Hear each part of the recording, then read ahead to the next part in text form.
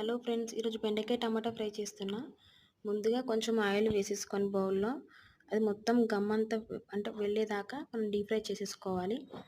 అది ఎప్పుడైతే సపరేట్ అవుతుందో అప్పుడు మళ్ళీ నెక్స్ట్ అదే ఆయిల్ని మనం యూజ్ చేయాలి. ఇప్పుడు కర్రీకి అది ఇంతకుముందు మనం వేయించుకున్న ఆయిల్ని వేసేసి అందులో పచ్చిమిర్చి, ఉల్లిగడ్డ రెండు వేసేసి కొంచెం ఉడకనివ్వాలి. కొంచెం సాల్ట్ వేస్తే తొందరగా ఉడికిపోతుంది. ఇప్పుడు అల్లం పసుపు వేసేసి వేయించేసుకొని టమాటా వేసాక కొంచెం ఉడికినాక కారం, కొత్తిమీర రెండు వేసి ఒకటేసారి ఉడికించుకోవాలి ఫ్రెండ్స్. ఉడికించేసుకున్నాక ఆయిల్ పైకి తేలినాక మనం బెండకాయలు వేయాలి. ఇంతకుముందు మనం వేయించుకున్న బెండకాయలు వేసేసి అది కూడా కొంచెం వాటిలో జ్యూసీ అనేది యాడ్ అవ్వాలి.